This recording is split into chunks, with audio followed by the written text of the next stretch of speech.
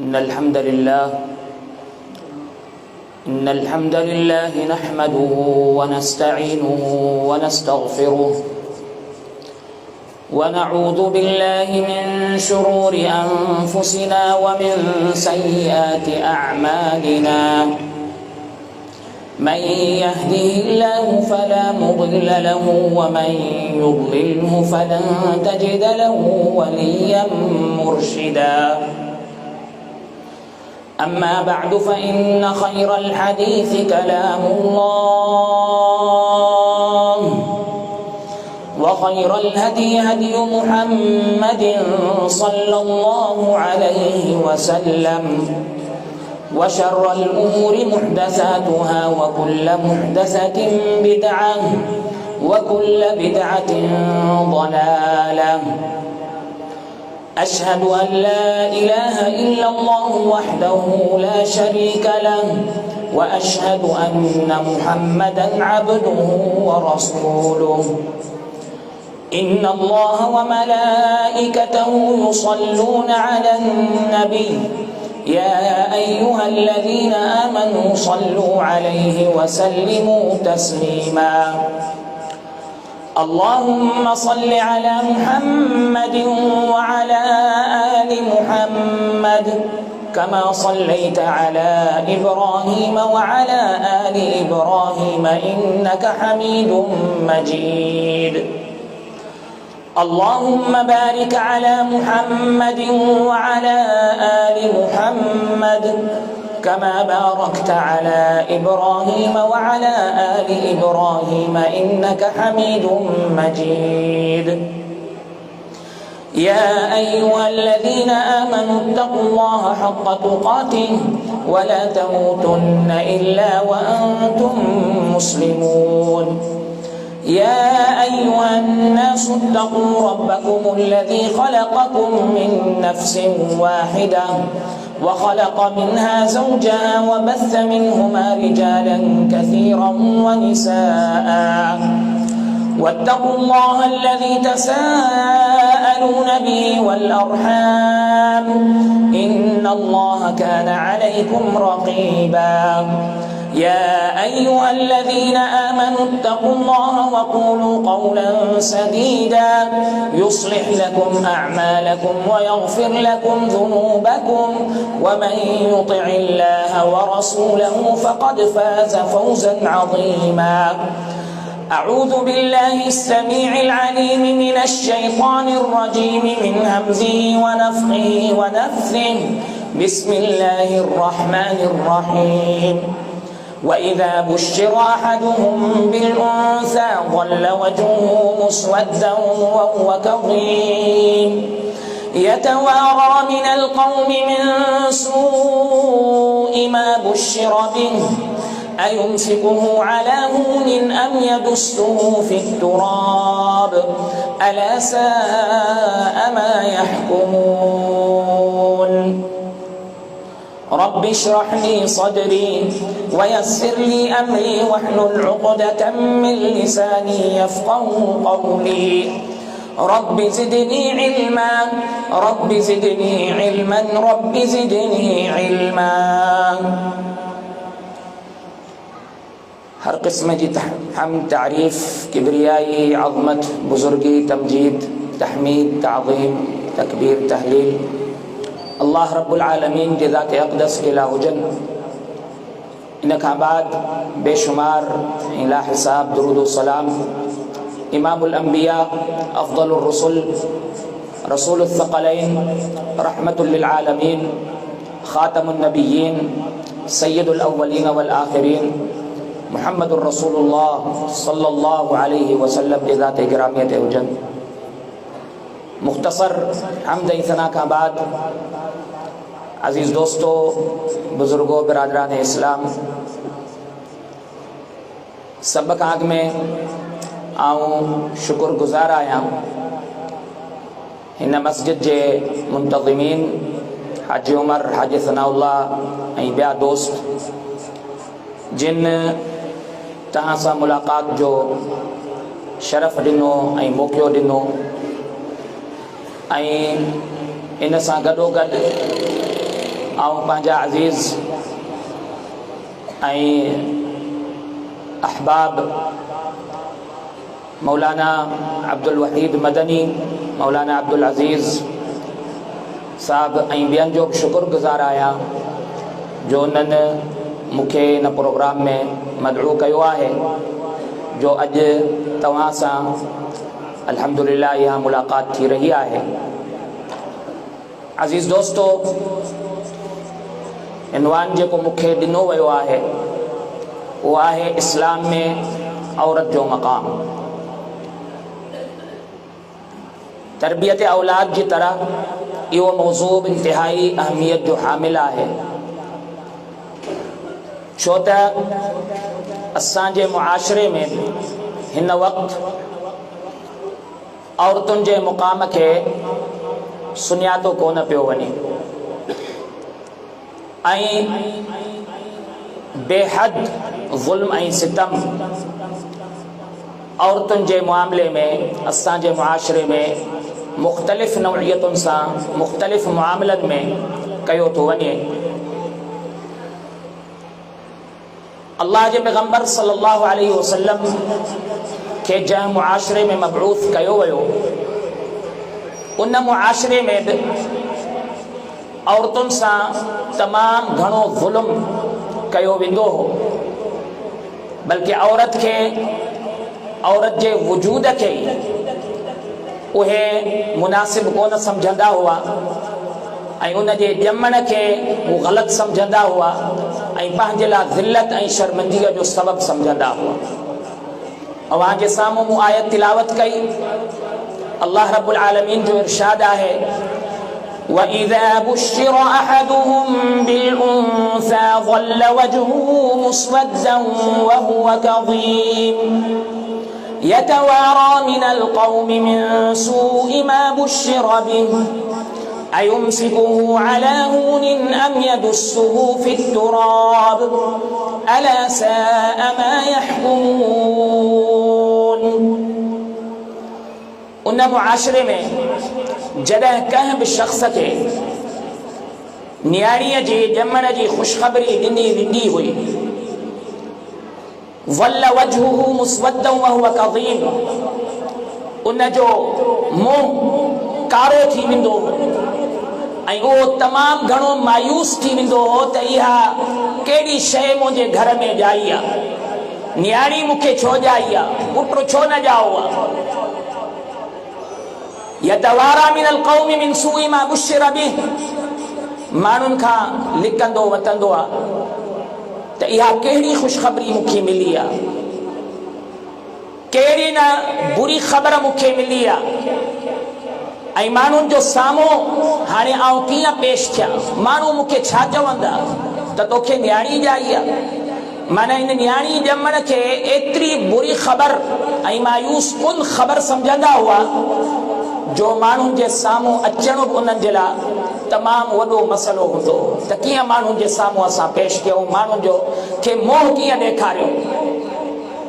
अयुम्सिकुहु अला हूनिन अम यदुस्सुहु फित्तुराब, सोचण लॻंदो आहे त हाणे ज़िल्लत ऐं रुसवाई खे बर्दाश्त करे आऊं इन न्याणीअ खे पंहिंजे घर में रखां या हिन खे ज़मीन में दफ़नाए छॾियां, ज़िंदा ई ज़मीन में दफ़नाए छॾियां।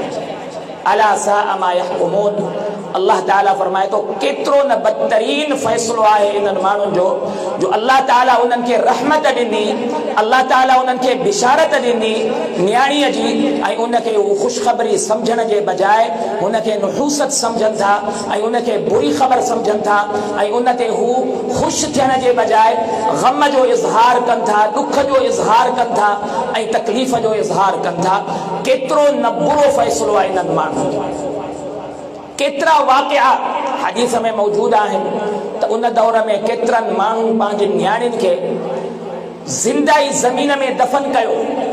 इन जे करे सूरत तकवीर में अल्लाह रब्बुल आलमीन फरमायो त क़यामत जे ॾींहुं जॾहिं सुवाल थींदा त उन्हनि सुवालनि मां हिकिड़ो सुवाल थींदो, वइज़ल मौऊदतु सुइलत बिअय्यि ज़म्बिन क़ुतिलत, त जंहिंखे ज़िंदा दफ़न कयो वेंदो हो उन खां क़यामत जे ॾींहुं सुवाल थींदो त तव्हांखे कहिड़े गुनाह जे करे ज़िंदा दफ़न कयो वियो। इहो मुआशरो हो जंहिंमें अल्लाह जे पैगंबर सल्लल्लाहु अलैहि वसल्लम खे मबरूस कयो वियो, जंहिंमें औरत खे हिकिड़ो ग़ुलाम सम्झंदा हुआ, औरत खे हिकिड़ो नुहूसत जो सबब सम्झंदा हुआ, औरत खे हिकिड़ो आम माण्हू आम इंसान सम्झंदा हुआ, ज़िल्लत जो सबब सम्झंदा हुआ, रुसवाईअ जो सबब सम्झंदा हुआ। हर तरह सां औरत सां ज़ुल्म कयो वेंदो हो ऐं हर तरह सां उन जी तज़लील कई वेंदी हुई।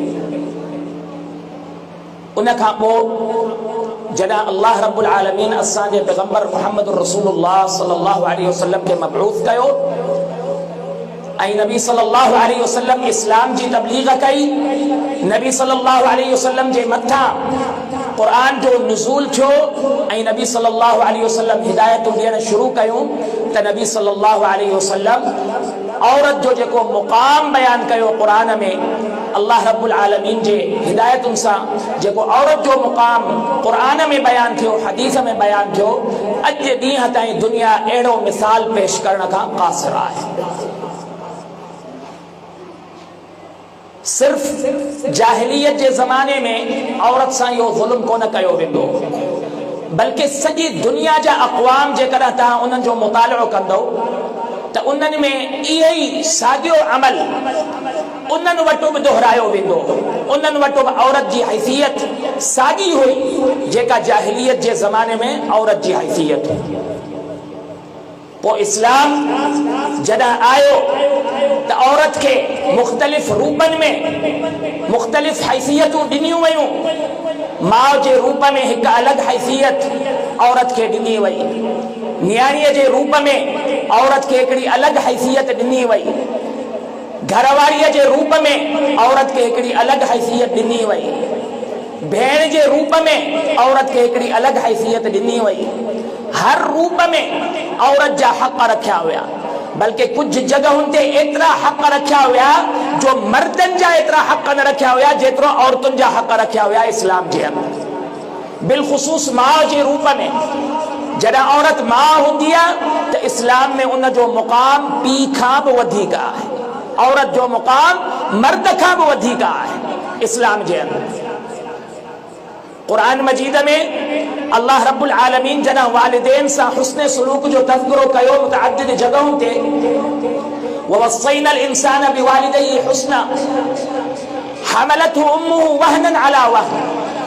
वालिदैन ॿिन्हिनि जो ज़िक्र करण खां बाद पीउ जे ज़िक्र करण खां अॻु में फौरन माउ जो तज़किरो अल्लाह रब्बुल आलमीन फरमायो त हुन वॾी तकलीफ़ुनि सां ॿार खयो, ॿार जो ॼम थियो, ॿार जो पेट में खई उनखे पोइ उनजो ॼम थियो, तकलीफ़ुनि सां इहे तकलीफ़ूं बर्दाश्त करण जे करे अल्लाह रब्बुल आलमीन उन जा हक़ मर्द जे मुक़ाबले में पीउ जे मुक़ाबले में वधीक रखिया।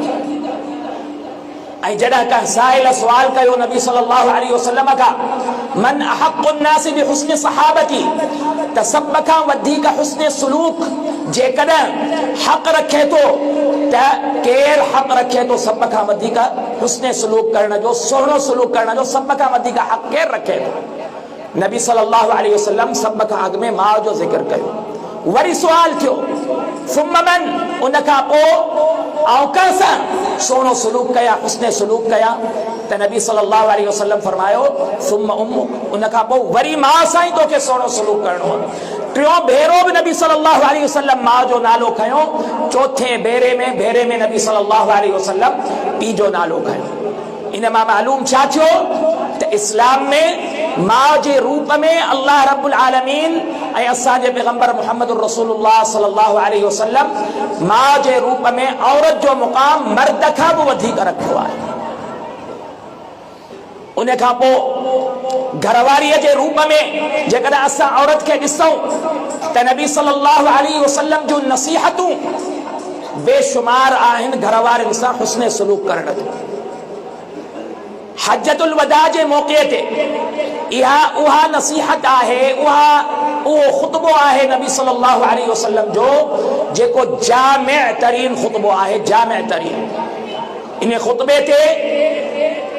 खे नबी सल्लल्लाहु अलैहि वसल्लम जे ज़िंदगीअ जो सभ खां अहम तरीन ख़ुतबो सम्झो वेंदो आहे, छो त इन में नबी सल्लल्लाहु अलैहि वसल्लम सॼे दीन इस्लाम जो ख़ुलासो पेश कयो, सॼे दीन इस्लाम जो ख़ुलासो पेश कयो। त उन में नबी सल्लल्लाहु अलैहि वसल्लम घर वारनि जे हक़नि जो ख़ुसूसी तौर ते ज़िक्र कयो, ख़ुसूसी तौर ते इस्तौसू बिन्निसाई खैरा, त औरतुनि सां सुहिणो सलूक कयो, बेहतरीन सलूक कयो। जेकर तव्हांजा उन्हनि जे मथां हक़ आहिनि त उन्हनि जा बि तव्हांजे मथां हक़ आहिनि। सिर्फ़ु ईअं न सम्झो त तव्हांजा उन्हनि जे मथां हक़ आहिनि, उन्हनि जा बि तव्हांजे मथां हक़ आहिनि। तव्हांजो हक़ हू अदा कनि त बराबरीअ में तव्हांखे उन्हनि जा हक़ अदा करणा आहिनि। हर तरह जो हक़ तव्हांखे अदा करणो आहे। त घरवारीअ जे रूप में नबी सल्लल्लाहु अलैहि वसल्लम ख़ुद बि उम्महातुल मोमिनीन सां जेकर असां नबी सल्लल्लाहु अलैहि वसल्लम जा मिसाल ॾिसूं, बेहतरीन सलूक नबी सल्लल्लाहु अलैहि वसल्लम उम्महातुल मोमिनीन सां पेश कयो। तव्हां इन मां अंदाज़ो लॻायो त घरवारीअ सां नबी सल्लल्लाहु अलैहि वसल्लम जो अम्मा आयशा सां केतिरी मुहबत हुई त जॾहिं हार अम्मा आयशा जो हिकिड़े सफ़र में गुम थी थो वञे, हार गुम थी थो वञे, नबी सल्लल्लाहु अलैहि वसल्लम सौनि जे तादाद में सहाबा हुआ नबी सल्लल्लाहु अलैहि वसल्लम सां गॾु बनु अल मुस्तलिक, ग़ज़वा बनी अल मुस्तलिक में जेको मशहूर ग़ज़वो आहे, उन में नबी सल्लल्लाहु अलैहि वसल्लम अम्मा आयशा जो हार गुम थियण जे करे सॼे लश्कर खे रोके था छॾे। सॼो लश्कर रुकजी थो वञे। छाजे करे? अम्मा आयशा जो हार गुम थियो आहे, इन जी ॻोल्हा करणी, इन खे ॻोल्हणो आहे। सभिनी सहाबा किराम खे इन कम में लॻाए छॾियईं त इहो हार ॻोल्हियो वञे। किथे आहे उहो हार?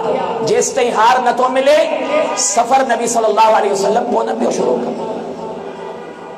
ऐं पाणी बि मौजूदु कोन हो, पर इन रुकजण जे बरकत जे करे तयम्मुम जी आयत नाज़िल थी ऐं तयम्मुम जो हुकुम नाज़िल थियो। इन मौक़े ते हिकिड़ी बरकत अल्लाह ताला जे तरफ़ां आई नबी सल्लल्लाहु अलैहि वसल्लम जे इन सोने सलूक जे करे, हुस्ने सलूक जे करे। अम्मा खदीजा रज़ियल्लाहु अन्हा व अर्ज़ाहा जे बारे में नबी सल्लल्लाहु अलैहि वसल्लम जो सोनो सलूक ॾिसो, ज़िंदगीअ में त सॼी ज़िंदगी उन सां मुहबत जो इज़हार कयो, पर अम्मा आयशा फरमाए थी त मूंखे कंहिं बि नबी सल्लल्लाहु अलैहि वसल्लम जे घर वारनि मां गैरत कोन ईंदी हुई त खदीजा जो ईंदी हुई, छो त उनजो तज़किरो नबी सल्लल्लाहु अलैहि वसल्लम एतिरो कंदा हुआ जो मूंखे कॾहिं कॾहिं उन ते गैरत ईंदी। बाक़ी कंहिं बि घरवारीअ जे बारे में कान ईंदी। ऐं नबी सल्लल्लाहु अलैहि वसल्लम एतिरो ख़्यालु रखंदा हुआ अम्मा खदीजा जो हुन जे वफ़ात खां पोइ अम्मा खदीजा जो जेके सहेलियूं हुयूं, जेके दोस्त हुयूं, उन्हनि सां सुहिणो सलूक कंदा हुआ ऐं तुहफ़ा तहाइफ़ उन्हनि ताईं मोकिलींदा हुआ। इहो नबी सल्लल्लाहु अलैहि वसल्लम जो सुहिणो सलूक घरवारनि सां। मुतअद्दिद वाक़िआत आहिनि ऐं अहिड़े ई नमूने सां जेकॾहिं असां ॾिसूं न्याणीअ जे रूप में त इस्लाम सभ खां वधीक दर्जो न्याणीअ खे ॾिनो आहे। पुट जे पालणा ते तव्हांखे हदीसूं कोन मिलंदियूं, उन्हनि ते ख़ुशख़बरियूं एतिरियूं कोन मिलंदियूं, उन्हनि जी तालीम और तरबियत ते एतिरी ख़ुशख़बरी कोन मिलंदी, पर न्याणियुनि जी तालीम और तरबियत ते अल्लाह जे पैगंबर सल्लल्लाहु अलैहि वसल्लम जे तरफ़ां ख़ुशख़बरियूं आहिनि। ये साईं अब्दुल अज़ीज़ तव्हांजे साम्हूं बयान कयो त जेकॾहिं ॿिनि न्याणियुनि खे अल्लाह ताला कंहिं बि शख़्स खे ॿ न्याणियूं अता करे थो ऐं उहो शख़्स उन्हनि न्याणियुनि जी तरबियत करे थो, सुहिणो सलूक करे थो, उन्हनि लाइ जफ़ाकशी करे थो, उन्हनि जी तालीम और तरबियत करे थो, उन्हनि खे खाराए थो, प्यारे थो, सुठो अदब सेखारे थो, त नबी सल्लल्लाहु अलैहि वसल्लम फरमायो, मुख़्तलिफ़ हदीसूं आहिनि त अना व हुव फिल जन्नति कहातैन, त जन्नत जे अंदरि आऊं ऐं उहो शख़्स जन्नत में ईअं हूंदासीं जीअं ही ॿ आङुरियूं गॾु आहिनि। केॾो वॾो मुक़ाम आहे, जीअं ही ॿ आङुरियूं गॾु आहिनि। नबी सल्लल्लाहु अलैहि वसल्लम सां गॾु हुजण जो मतिलबु छा आहे? जन्नतुल फिरदौस जो हुसूल। जन्नतुल फिरदौस, जन्नत में मुक़ाम आम न पर जन्नतुल फिरदौस, जो त नबी सल्लल्लाहु अलैहि वसल्लम आला इल्लियीन जन्नतुल फिरदौस में हूंदा, जेको जन्नत जो सभ खां आला मुक़ाम आहे। त छा फरमायो नबी सल्लम? न्याणियुनि जी सुठी परवरिश, न्याणियुनि जो अदब, दीन जी तरबियत ऐं सुहिणो सलूक, ऐं उन्हनि जो जेसि ताईं माण्हू उन्हनि जो सुहिणे नमूने सां उन्हनि खे रुख़सत नथो करे त अना व हुव फिल जन्नति कहातैन, त आऊं ऐं उहो शख़्स जन्नत में ईअं हूंदासीं जीअं ही ॿ आङुरियूं। ऐं बाज़ रिवायतुनि में अचे थो कुन लहू सित्रम मिनन नार, त इहे न्याणियूं उन लाइ जहन्नम जे मां आज़ादीअ जो सबबु बणियूं, जहन्नम मां आज़ादीअ जो सबबु। जेकॾहिं उहो शख़्स जहन्नम जो हक़दार आहे, इन न्याणियुनि जे पालना जे करे अल्लाह रब्बुल आलमीन उनखे उन न्याणियुनि जे पालना जे करे जहन्नम मां अल्लाह रब्बुल आलमीन आज़ादी ॾेई छॾे। अजीज दोस्तों, मुख्तलिफ रूपन में इस्लाम औरत जी तकरीम कई है, औरत जी इज्जत रखी है, औरत जो जी तकरीम कई है इस्लाम।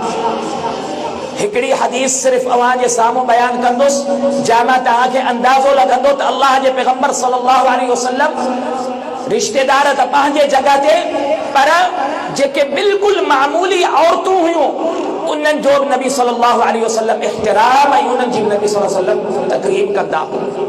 हदीस में अचे थो त आम जेकॾहिं का बानी हुजे, बानी केरु आहे? जंहिंखे अॼुकल्ह असां नौकरियाणी चवंदा, ख़ादिमा चवंदा, नौकरियाणी।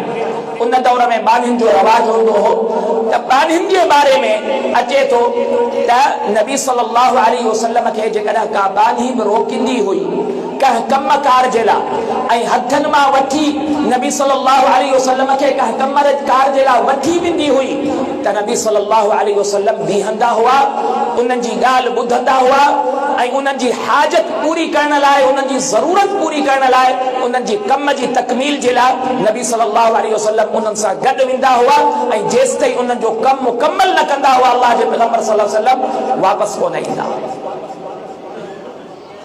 मूंखे ॿुधायो को अहिड़ो मिसाल, सॼी दुनिया में को अहिड़ो मिसाल ॿुधायो, कंहिं दीन में, कंहिं मज़हब में को अहिड़ो हुकुमरान मूंखे ॿुधायो, को वॾो उहिदेदार ॿुधायो जेको मामूली औरत जी एतिरी तकरीम कंदा हुआ जेतिरी नबी सल्लल्लाहु अलैहि वसल्लम तकरीम कई। नबी सल्लल्लाहु अलैहि वसल्लम को आम इंसान कोन हुआ, मदीने जी रियासत जा हाकिम हुआ, हुकुमरान ऐं वॾे मां वॾो उहिदो, पेशवा हुआ, इमाम हुआ, वॾे मां वॾा उहिदेदार। नबी सल्लल्लाहु अलैहि वसल्लम जी हैसियत, नबी सल्लल्लाहु अलैहि वसल्लम जी वॾी हैसियत हुई उन ज़माने में। त अहिड़े ई नमूने सां नबी सल्लल्लाहु अलैहि वसल्लम एतिरी हैसियत रखण जे बावजूदि आम औरतुनि जे कम जी तकमील जे लाइ नबी सल्लल्लाहु अलैहि वसल्लम कोन खे ॿाहींदा। ऐं अॼु को बि शख़्स जेकॾहिं मामूली को उहिदो उन वटि हुजे, मूंखे ॿुधायो, ॾेखारियो को अहिड़ो मिसाल जो आम औरतुनि जे मुआमलनि जी तकमील जे लाइ, उन्हनि जे ज़रूरतुनि जे तकमील जे लाइ उन्हनि सां गॾु बीहंदा हुआ, उन्हनि सां गॾु वेंदा हुआ। अहिड़ो को मिसाल मूंखे पेश करे ॾेखारियो। त इहो आहे दीन इस्लाम, जंहिं औरत खे हर तरह सां तकरीम कई। पर इन सां गॾोगॾु अज़ीज़ दोस्तो, इस्लाम त औरत जी तकरीम कई ऐं उनखे इज़त ॾिनी, पर इन जे मुक़ाबले में जेकॾहिं असां पंहिंजे मुआशरे खे ॾिसूं, छा असां औरत खे उहो मुक़ाम ॾेई रहिया आहियूं जेको मुक़ाम इस्लाम औरतुनि खे ॾिनो? उहो मुक़ाम असां बि ॾियूं पिया पंहिंजे मुआशरे में या कोन पिया ॾियूं? अफ़सोस सां चवणो थो पवे त असां वटि बि औरतुनि सां तमामु वॾो ज़ुल्म कयो पियो वञे, तमामु वॾो ज़ुल्म कयो पियो। चंद मिसाल तव्हांजे साम्हूं रखंदुसि त असांजे मुआशरे में औरतुनि सां कहिड़ा ज़ुल्म कया पिया वञनि जेके बिल्कुलु इस्लाम जे मुख़ालिफ़ ऐं इस्लाम सां उबतड़ा आहिनि। सभ खां पहिरें नंबर ते तालीम ऐं तरबियत में तफ़रीक़ करणु। जीअं असांजे अब्दुल अज़ीज़ तव्हांजे साम्हूं मिसाल पेश कयो त असां पुटनि जी तालीम ऐं तरबियत ते हर तरह जो ख़्याल ऐं हर तरह जो ख़र्च कंदा आहिनि। शहरनि में त वॾा वॾा प्राइवेट स्कूल खुलियल आहिनि, थी सघे थो हिते बि मौजूदु हुजनि। त अक्सर माण्हुनि जो ज़हन हूंदो आहे त महांगे मां महांगो स्कूल असां उन में पंहिंजा पुट दाख़िल कयूं ऐं जॾहिं न्याणियुनि जो वक़्तु ईंदो त उन्हनि जी तालीम ऐं तरबियत लाइ गवर्नमेंट जो स्कूल, सरकारी स्कूल जो रुख़ कंदा आहियूं। त न्याणी कहिड़ी असांजी आहे, उहा ई असां वटि महिमान आहे, सुभाणे असांखे छॾे हली वेंदी। इन जे करे न्याणियुनि खे आम स्कूल में पढ़ायो वञे, पर पुट असांजो पंहिंजो इहो कमाईंदो ऐं असांखे खाराईंदो प्यारींदो। इन जे करे उन जे लाइ असांखे बहितरीन तालीम ऐं तरबियत जो इंतज़ाम करणो। हिते बि तव्हां ॾिसो तालीम ऐं तरबियत में जीअं असां अब्दुल अज़ीज़ तव्हांखे ॿुधायो त मदरसनि में पुटनि खे त मोकिलियूं था, पर नियाणियुनि जी तालीम और तरबियत लाइ कहिड़ो इंतज़ाम असां करे रहिया आहियूं? पर्दे में रखण, इज्जत सां विहारण, ठीक है, इस्लाम जो हुक्म है। पर तालीम और तरबियत का महरूम रखण, इहो तो इस्लाम जो हुक्म ना है न, या इहो भी इस्लाम जो हुक्म है त तहां नियाणियुनि के तालीम और तरबियत का महरूम रखो। अल्लाह के पैगंबर सल्लल्लाहु अलैहि वसल्लम औरतुनि जे लाइ उन्हनि जी तालीम और तरबियत जे लाइ हिकिड़ो ख़ासि ॾींहुं रखंदा हो। हिकिड़ो ख़ासि ॾींहुं हूंदो जेको सिर्फ़ औरतुनि जी तालीम और तरबियत जे लाइ हूंदो। ऐं उन खां पोइ जीअं मूं तव्हांखे ॿुधायो त नियाणियुनि जी तालीम और तरबियत ते जन्नत जूं ख़ुशख़बरियूं, जहन्नम मां आज़ादीअ जूं ख़ुशख़बरियूं।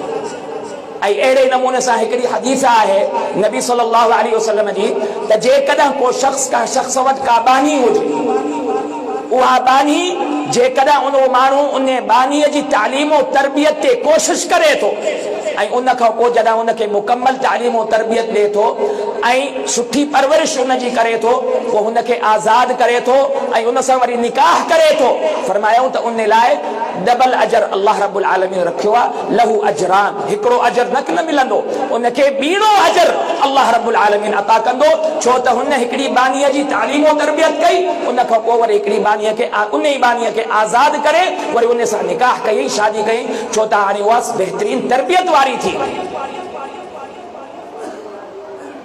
सो नियाणियुनि जे तालीम और तरबियत में असां हिकिड़ो वॾो ज़ुल्म करे रहिया आहियूं हिन पंहिंजे मुआशरे। उन खां पोइ अचो नफ़क़े में ऐं ख़र्च जे मुआमले में, नफ़क़े ऐं ख़र्च जे मुआमले में वॾियूं ज़्यादतियूं असां औलाद जे विच में करे रहिया आहियूं। जेकॾहिं पुट आहिनि त उन्हनि जा ख़र्च बेशुमार, उन्हनि जा इख़राजात बेशुमार, हर तरह जे ख़र्चनि खे बर्दाश्त करण लाइ तयार, ऐं नियाणियुनि खे आम मामूली ख़र्च ॾियण लाइ असां तयार न आहियूं, मामूली ख़र्च ॾियण लाइ तयार न आहियूं। जेकॾहिं तव्हांखे अल्लाह से 3 पुट 2 पुट 2-3 नियाणियूं ॾिनियूं, हर को ॾिसे त छा ख़र्च जे मुआमले में, रोज़ानीअ जी ख़र्चीअ जे मुआमले में, उन खां पोइ पाके घर जा ख़र्च ऐं ॿिया मुआमला अलॻि आहिनि, सिर्फ़ रोज़ाने जे ख़र्चीअ जे मुआमले में छा मां इंसाफ़ करे रहियो आहियां औलाद जे विच में? नबी सल्लल्लाहु अलैहि वसल्लम जी मशहूर हदीस सैयदना नुअमान बिन बशीर बिन साद जी, त उन जे वालिद सैयदना बशीर बिन साद अल्लाह जे पैगंबर सल्लल्लाहु अलैहि वसल्लम वटि आया ऐं को गिफ्ट उन सैयदना नुअमान जे लाइ रखियो हो, उन जे वालिद ॾिनो हो को गिफ्ट पंहिंजे पुट नुअमान खे, त उन जी माउ उनखे चयो त इन ते तव्हां वञी नबी सल्लल्लाहु अलैहि वसल्लम खे गवाह बनायो। अल्लाह के पैगंबर सल्लल्लाहु अलैहि वसल्लम वटि आया, नबी सल्लल्लाहु अलैहि वसल्लम सवाल ही पहिरियों इहो कयो, अअतैत औलादक मिस्ल हादा, त छा तव्हां बाक़ी औलाद खे अहिड़े क़िस्म जो अतियो, अहिड़े क़िस्म जो गिफ्ट, अहिड़े क़िस्म जो तोहफ़ो तव्हां ॾिनो, उन्हनि खे ॿेड़ो ॾिनो? हिते लफ़्ज़ औलाद आयो, जॾहिं औलाद जो लफ़्ज़ हूंदो आहे त इन में नियाणियूं बि ईंदियूं आहिनि, पुट बि ईंदा आहिनि, सिर्फ़ पुटनि जे लफ़्ज़ लाइ इहो लफ़्ज़ इस्तेमालु कोन थींदो आहे, ॿिन्हिनि जे लाइ इस्तेमालु थींदो आहे, नियाणियुनि जे लाइ बि इस्तेमालु त पुटनि जे लाइ बि इहो लफ़्ज़ इस्तेमालु थींदो आहे। त सुवाल ई नबी सल्लल्लाहु अलैहि वसल्लम इहो कयो त बाक़ी औलाद खे इहो गिफ्ट ॾिनो, इहो तोहफ़ो ॾिनो, इहा शइ ॾिनी बाक़ी औलाद खे? जॾहिं हुन न में जवाबु ॾिनो त नबी सल्लल्लाहु अलैहि वसल्लम फरमायो, आउं ज़ुल्म ते कॾहिं बि गवाह कोन थींदो आहियां, इहो ज़ुल्म आहे ऐं इन ज़ुल्म में आउं कॾहिं बि गवाह कोन थींदुसि। त छा इहो ज़ुल्म असां मां हर को न पियो करे? इल्ला माशा अल्लाह। इन शइ जो असां कॾहिं ख़्यालु रखियो आहे त असां नियाणियुनि खे ख़र्च ॾियण में ऐं पुटनि खे ख़र्च ॾियण में तफ़रीक़ त कोन पिया करियूं? जेकॾहिं तफ़रीक़ पिया करियूं त अज़ीज़ दोस्तो हिकिड़ो वॾो ज़ुल्म आहे जंहिंजो हिसाबो किताब असांखे ॾियणो, ऐं जेकॾहिं न पिया कयूं त पोइ अल्हम्दुलिल्लाह अल्लाह जो शुक्र अदा करणु घुरिजे ऐं इन अमल खे जारी रखणु घुरिजे, तफ़रीक़ न करणु घुरिजे। उन खां पोइ अॻिते हलो, हिकिड़ी वॾी तफ़रीक़ आहे असां वटि विरासत जे मुआमले में, ऐं इहो एॾो वॾो ज़ुल्म जाहिलियत जे ज़माने में असां वटि हिंदू मज़हब में सभिनी में औरतुनि खे कुल्ली तौर ते महरूम कयो वेंदो, कुल्ली तौर ते विरासत खां महरूम। ऐं असां छा पिया कयूं? असांजे मुआशरे में छा पियो थिए? अहिड़ा बि माण्हू ॾिठा आहिनि त जॾहिं को शख़्स फौत थींदो आहे, पीउ फौत थींदो आहे, त उन जा पुट जॾहिं वञी वारिस लिखाईंदा आहिनि त न्याणियुनि जा नाला ई कोन दर्ज कंदा आहिनि, नाला ई कोन न्याणियुनि जा। छाजे लाइ? त जीअं उन्हनि खे विरासत न मिले, उन्हनि खे विरासत न मिले, विरासत खां महरूम रखियो वञे उन्हनि खे। केॾो वॾो ज़ुल्म। इस्लाम माउ जे रूप में बि औरत खे वारिस करार ॾिनो आहे, न्याणीअ जे रूप में बि औरत खे वारिस करार ॾिनो आहे, भेण जे रूप में बि औरत खे वारिस करार ॾिनो आहे, घरवारीअ जे रूप में बि औरत खे वारिस करार ॾिनो आहे, ऐं ॿियनि मुख़्तलिफ़ रूपनि में बि औरत खे वारिस करार ॾिनो आहे। जेकॾहिं को असहाबुल फुरूज़ में केरु न हुजे त ज़विल अरहाम जे सूरत में बि औरतुनि खे वारिस करार ॾिनो, हर रूप में औरत वारिस। ऐं असां पूरी कोशिश कंदा आहियूं त जेतिरो मुमकिन थी सघे असां औरतुनि खे विरासत खां महरूम रखूं। उन खां पोइ जेकॾहिं न्याणियुनि जा नाला चलो दर्ज थी विया, ठीकु आहे, दर्ज तव्हां करे छॾिया, हाणे उन्हनि खे ॾियण जो तरीक़ो छा हूंदो आहे? असांजो भाइरा ई पुट सभु वेंदा आहिनि, जेकॾहिं फौत थियण वारो पीउ आहे त उन जा पुट सभु गॾिजी न्याणीअ वटि वेंदा आहिनि। अदी तोखे विरासत मां कुझु खपे? सुवाल कंदा, अदी तोखे विरासत मां कुझु खपे? ज़ाहिरी ॻाल्हि आहे, न्याणीअ खे त लॼ थींदी न, शर्म थींदो। कीअं भाइरनि जे अॻियां चवंदी त हा मूंखे विरासत मां हिसो खपे? छा चवंदी? तना अदा बसि तव्हां ई ख़ुशि रहो। इहो ई सुवाल इहे ई पुट हिक ॿिए खां छो नथा पुछनि? हुजनि त ईअं घुर्जे, जेकॾहिं न्याणियुनि खां पुछण था वञो त पुट बि त हिक ॿिए खां पुछां, अदा तोखे खपे विरासत मां? इहो सुवाल छो नथा कयूं? आख़िर छाजे करे पुटनि खां नथो पुछा कयो वञे इहो सुवाल, सिर्फ़ न्याणियुनि खां इहो सुवाल पुछा कयो थो वञे त अदी तोखे खपे या न खपे? इहो ई सुवाल पुटनि खां बि त कयो न, पुटनि खां कोन पुछा कयो, छो त इहो पाण खे सम्झ असां त असुल वारिस आहियूं, असां ई हक़दार आहियूं। असांखां सुवाल कीअं थिए? असां त सॼे खे हड़प करण जे चकर में सॼो असांजो हक़ आहे, न्याणियुनि जो त को हक़ आहे ई कोन। भाइर भेनरुनि सां इहो ई सलूक, पुट बि न्याणियुनि सां इहो ई सलूक, हर जॻह ते इहो ई सलूक। अव्वल त नालो ई दर्ज न, शुरूअ खां ई मुर्गो ई सफ़ा, नालो ई न आहे, मुकम्मल महरूम। ऐं जेकॾहिं मजबूरीअ जी हालत में हाणे कंप्यूटराइज़ दौर थी वियो आहे त न्याणियुनि जा नाला दर्ज करणा था पवनि, त पोइ न ॾियण जा 100 बहाना ठाहिया था वञनि त कहिड़े तरीक़े सां असां को रस्तो कढूं जो न ॾियूं न्याणियुनि खे असां पंहिंजो हक़ ऐं पंहिंजी विरासत। एसी ताईं जो अहिड़ा बि घर ॾिठा आहिनि जो न्याणियुनि जा रिश्ता ई नथा कनि, निकाह ई नथा कनि, पोड़ियूं न्याणियूं थी थियूं वञनि, सिर्फ़ु इन जे करे त असांजो ज़मीनूं कंहिं ॿिए वटि न पहुचनि, असांजो ज़मीनूं कंहिं ॿिए वटि न वञनि, रिश्ता ई नथा थियनि। उते ई वेही वेही न्याणियूं मरी वेंदियूं भाइरनि जे घर में, पर उन्हनि जा निकाह न कबा, उन्हनि जा रिश्ता न कबा, सिर्फ़ु इन जे करे त मतां असांखां विरासत जी घुर थी।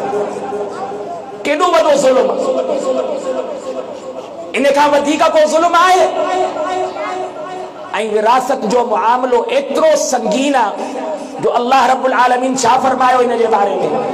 तिल्का हुदूदुल्लाह वमन युतिइल्लाह वरसूलहु युदखिलहु जन्नातिन तजरी मिन तहतिहल अन्हार खालिदीन फीहा अबदा ज़ालिकल फौज़ुल अज़ीम वमन यअसिल्लाह वरसूलहु वयतअद्द हुदूदहु युदखिलहु नारन खालिदन फीहा वलहु अज़ाबुन मुहीन।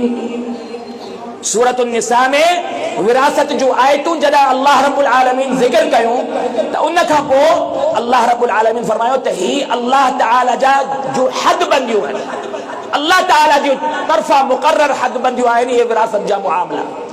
जेको इन्हनि में अल्लाह जी इताअत कंदो, हर कंहिंखे पंहिंजो हक़ ख़ुशीअ सां ॾींदो, युदखिलहु जन्नातिन तजरी मिन तहतिहल अन्हार, त उहो जन्नतुनि जो हक़दार थींदो, हमेशह लाइ रहंदो। वमन यअसिल्लाह वरसूलहु, ऐं जेको बहाना कंदो, न ॾियण जा बहाना कंदो, तरीक़ा ॻोल्हींदो त कहिड़े नमूने सां न ॾियां, ऐं उन लाइ अहिड़ा मुख़्तलिफ़ रस्ता कढंदो न ॾियण जा, ऐं उन्हनि खे पोइ महरूम रखे तो विरासत का। फरमाया वमन यासिल्लाह व रसूलहु, जेको नाफरमानी कंदो अल्लाह उन जे रसूल जी, व यतअद्दा हुदूदहु, ऐं उन जे हुदूदन का तजावुज़ कंदो, युदखिलहु नारन खालिदन फीहा, अल्लाह ताला उनके जहन्नम जे बाह में उछलाईंदो, हमेशा हमेशा उन में रहंदो। वलहु अज़ाबुन मुहीन, ऐं रुसवाई ॾियण वारो अज़ाब अल्लाह ताला उन लाइ तैयार कयो। तो यो सोचे समझो, इन्हें ज़ुल्म का औरतुनि सां नियाणियुनि सां इहो जेको ज़ुल्म कयो थो वञे, इन ज़ुल्म खां बचण जी कोशिश कयो। उन खां पोइ हिकु वॾी ज़्यादती ॿी आहे असांजे मुआशिरे में औरतुनि सां वटे सटे जो निकाह, जंहिंखे अरबी ज़बान में निकाह शिगार चयो थो वञे। वटे सटे जो निकाह छो कयो थो वञे? वटे सटे जो निकाह इन जे करे कयो थो वञे त विरासत खां बचण लाइ। इहो हिकिड़ो विरासत खां बचण जो ॿारु, त मूं वटि हिन जी नियाणी ईंदी ऐं हुन वटि मुंहिंजी नियाणी वई, हाणे न को हू मूंखां विरासत घुरंदो, न को आऊं हिन खां विरासत घुरां। विरासतुनि खां बचण लाइ इहो बि हिकिड़ो वॾो ज़ुल्म कयो थो वञे, वटे सटे जो निकाह। ऐं इहो बि हिकिड़ो वॾो ज़ुल्म आहे त जेकॾहिं ॿिए वटि नियाणी न आहे, तव्हां वटि नियाणी आहे, त औलाद खे निकाह खां महरूम रखियो थो वञे, ऐं उहे महरूम रहिजी वञनि, न को उन्हनि जो निकाह थो थिए, सिर्फ़ु इन जे करे जो तव्हांखे ॾियण लाइ, नियाणी ॾियण लाइ, तव्हांजे पुट जे मुक़ाबले में नियाणी ॾियण लाइ तव्हां वटि नियाणी न आहे। इहो केॾो वॾो ज़ुल्म जो तव्हां वटि पुट हुजे पर नियाणी न हुजे। हाणे तव्हांजो पुट निकाह खां महरूम आहे, सिर्फ़ु इन जे करे त तव्हां वटि नियाणी न आहे।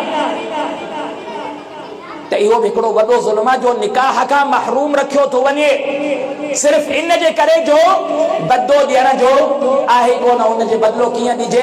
बदिलो न ॾियण जे सूरत में, न हुजण जे सूरत में निकाहनि खां महरूम रखियो थो वञे, नियाणियुनि खे बि ऐं पुटनि खे बि नियाणियुनि निकाह खां महरूम रखियो थो वञे। सो इहे हिकिड़ा वॾा ज़ुल्म जेके असांजे मुआशिरे में औरतुनि सां कया था वञनि, ऐं जेको वर्ताव असांजो कयो थो वञे औरतुनि सां, इहे वॾा ज़ुल्म आहिनि जंहिंजो हिसाबो किताब असांखे अल्लाह रब्बुल आलमीन खे ॾियणो आहे। सो अज़ीज़ दोस्तो, इहे सभु मामला जेके बि औरतुनि जे हवाले सां आहिनि, असांखे सोचणा आहिनि ऐं असांखे ॾिसणा आहिनि त असां कहिड़नि कहिड़नि मामलनि में औरतुनि में ऐं मर्दनि में तफ़रीक़ पिया कयूं। छो त इस्लाम इहा तफ़रीक़ कंहिं लिहाज़ सां न रखी आहे। इस्लाम हर तरह सां औरतुनि खे पंहिंजो जाइज़ हक़ ॾिनो आहे। एसी ताईं विरासत में बि ॾिनो, पर जेकॾहिं औरतूं का कमाई कनि थियूं, को अहिड़ो कमकार कनि थियूं जंहिंसां उन्हनि खे का कमाई मिले थी, त उन्हनि जे पंहिंजी कमाईअ में मुकम्मल हक़ उन्हनि जो आहे। उन्हनि जे वारिसनि जो उन में को बि हक़ न आहे। इहा केॾी न तकरीम आहे औरतुनि जी इस्लाम जे अंदरि। अल्लाह ताला फरमायो लिर्रिजालि नसीबुम मिम्मा इक्तसबू वलिन्निसाइ नसीबुम मिम्मा इक्तसबू। मर्द जेको कुछ कमकार करण खां बाद जेको कमाइनि था, उन्हनि जो पंहिंजो हिस्सो आहे। ऐं औरतूं बि जेकॾहिं कमकार कनि थियूं ऐं उहे पंहिंजी कमाई कनि थियूं, उन्हनि खे को माल मुआवज़ो, को दौलत मिले थी, को पैसो मिले थो उन्हनि जे कमकार जे मुक़ाबले में, त उहो उन्हनि जो पंहिंजो हक़ आहे। वारिसनि खे को बि हक़ न आहे जो उन ते तसल्लुत कनि, जबर कनि त इहा तुंहिंजो हक़ न आहे, इहो असांजो हक़ आहे। न, औरत खे पंहिंजी कमाईअ जो पूरो हक़ आहे। इहा तकरीम इस्लाम ॾिनी, इहा इज़त इस्लाम ॾिनी आहे जो उनखे इहो हक़ ॾिनो आहे। विरासत जो बि हक़ ॾिनो ऐं अहिड़े नमूने सां कमाईअ जो बि हुनखे पंहिंजो पूरो हक़ इस्लाम ॾिनो आहे। इहे इस्लाम हुनजी तकरीम कई आहे, इज़त कई आहे। ऐं अहिड़े नमूने सां हिकिड़ो वॾो ज़ुल्म जेके असांजे मुआशिरे में कयो थो वञे, उहो इन सूरत में त जेकॾहिं को बि शख़्स फौत थी थो वञे, को शख़्स फौत थी थो वञे, त उन जी घरवारीअ खे ॿियो निकाह करण जी इजाज़त न ॾियणु, ॿियो निकाह करण जी इजाज़त न ॾियणु, उहो हिकिड़ो वॾो ज़ुल्म आहे। अक्सर ॾिठो वियो आहे जो कंहिं मौक़नि ते नौजवान मर्द मरी था वञनि, फौत थी था वञनि, उनजूं घरवारियूं बि नौजवान आहिनि। जेकॾहिं हिकु अधु को ॿार हुजे पर बिल्कुलु नौजवान, हाणे उन्हनि छोकिरियुनि खे सॼी ज़िंदगी विहारियो थो वञे, उन्हनि जे अॻिते शादी नथी कई वञे, सिर्फ़ु इन जे करे जो इहा असांजे लाइ ज़िल्लत आहे, असांजे लाइ रुसवाई आहे, असांजे लाइ बदनामी आहे। वरी उन सां निकाह करण लाइ बि को मर्द तयारु कोन थींदो, को मर्द तयारु कोन थींदो। जाहिलियत जे ज़माने में बि इहो कमु कयो वेंदो। हिंदुनि वटि बि इहो ई रस्म आहे, इहो ई साॻियो रस्म हिंदुनि वटि, हिंदू मज़हब में। ऐं जाहिलियत जे ज़माने में बि औरत खे जेकॾहिं हुनजो घर वारो फ़ौत थी वेंदो हो त हुनखे पंहिंजी मिल्कियत सम्झंदा हुआ त हाणे इहा असांजी मिल्कियत आहे। जेके मर्द जा भाइर वग़ैरह आहिनि या हुनजा पीउ आहिनि उहे सम्झंदा त इहा औरत हाणे बि असांजी मिल्कियत आहे, हुनखे अॻिते हक़ कोन ॾींदा निकाह। हिंदुनि वटि बि छा हूंदो हो पुराणे दौर में त उनखे गॾु साड़ियो वेंदो हो पंहिंजे घर वारे सां गॾु साड़ियो वेंदो, ज़िंदा खे साड़ियो वेंदो। इहो हिंदुनि में मज़हब में रवाज। ऐं असां वटि छा रवाज आहे? सॼी ज़िंदगी विहारे छॾियो, बिना निकाह जे विहारण सॼी ज़िंदगी। इहो असांजे ॿाहिराड़ियुनि में रस्मो रवाज आहे बाक़ाइदा। ऐं इन लाइ हिकिड़ो वॾो ज़ुल्म सम्झो थो वञे, वॾी ज़िल्लत सम्झी वञे त जेकॾहिं असां हिन जी शादी करण त असांजे लाइ हिकिड़ो वॾी ज़िल्लत जो सबबु। ऐं को मर्द बि तयारु कोन हूंदो आहे त अहिड़ी औरत जो सहारो असां बणिजो। ऐं जेकॾहिं सहाबा जी सीरत खे ॾिसूं, केतिरा सहाबियात आहिनि जंहिंजा घर वारा असहाब सगोरा मुख़्तलिफ़ जंगुनि में शहीद थींदा हुआ, मुख़्तलिफ़ जंगुनि में शहीद थींदा हुआ। हिकु अहिड़ी औरत जो तज़किरो मिले थो त 5 घर वारा हुनजा शहीद थींदा हुआ जंगुनि में। हर जंग खां बाद जेको घर वारो फ़ौत थींदो उन खां पोइ ॿियो हुन सां पेशकश कंदो निकाह जो, वरी टियों, वरी चौथों, वरी पंजों, 5 निकाह। सैयदना जाफर बिन अबी तालिब रज़ियल्लाहु अन्हु जी घरवारीअ सां शहीद थियण खां पोइ सैयदना अबू बकर निकाह कयो, सैयदना अबू बकर खां पोइ सैयदना अली हुन सां निकाह कयो। त अहिड़े ई नमूने सां सहारो बणजंदा हुआ बेवा औरतुनि जो। ऐं असां वटि बेवा औरतुनि सां कहिड़ो सलूक कयो थो वञे? उनखे विहारण छा इहो जाइज़ आहे शरीयत में? हमेशह जे लाइ उनखे विहारे छॾनि ऐं उनजो अॻिते निकाह न करणु। अलगर्ज़ असांजे मुआशरे में मुख़्तलिफ़ ज़ुल्म ऐं सितम ऐं मुख़्तलिफ़ जुर्म, मुख़्तलिफ़ जराइम औरतुनि सां अॼु बि कया था वञनि, जंहिंखे असां पंहिंजे मुआशरे में मामूल सम्झंदा त इहो त मामूली ॻाल्हि आहे, का ॻाल्हि ई न आहे। जॾहिं जेकॾहिं असां इस्लाम जी रोशनी में उन्हनि ते गौर कंदासीं त इहो हिकिड़ो वॾो ज़ुल्म आहे।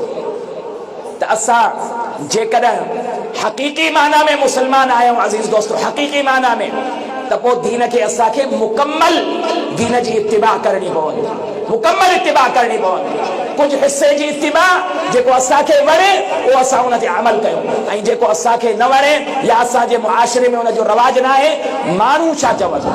वॾे में वॾो सुवाल, माण्हू छा चवंदा? ईअं कंदासीं त माण्हू छा चवंदा? असल ख़ौफ़ अल्लाह ताला जो रखणु घुरिजे, माण्हुनि जो जी परवाह न करणु घुरिजे त माण्हू छा चवंदा रहनि। जेकॾहिं तव्हां अल्लाह ताला खे रज़ा जे लाइ को बि क़दम खणो था, मुआशरे जी मुखालफ़त खे तव्हां मुहादो अटकायो था मुआशरे सां ऐं उनजे मुखालफ़त जी परवाह नथा कयो, अल्लाह ताला तव्हांजी इज़त खे वधाईंदी, तव्हांखे इज़त मिलंदी मुआशरे जी मुखालफ़त करण सां। परवाह न कयो, जेके इस्लाम जा हुक्म आहिनि उन्हनि ते अमल करण जी कोशिश कयो। तफ़रीक़ न कयो औरतुनि ऐं मर्दनि जे विच में, ॿारनि जे विच में तफ़रीक़ न कयो, नियाणियूं हुजनि, पुट हुजनि, उन्हनि जे विच में का बि मुआमले में तफ़रीक़ न कयो। निकाह जे मुआमले में, ख़र्चनि जे मुआमले में, का बि मुआमले में तफ़रीक़ न कयो।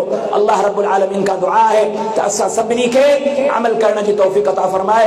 अक़ूलु क़ौली हाज़ा व आख़िरु दअवाना अनिल हम्दुलिल्लाहि रब्बिल आलमीन।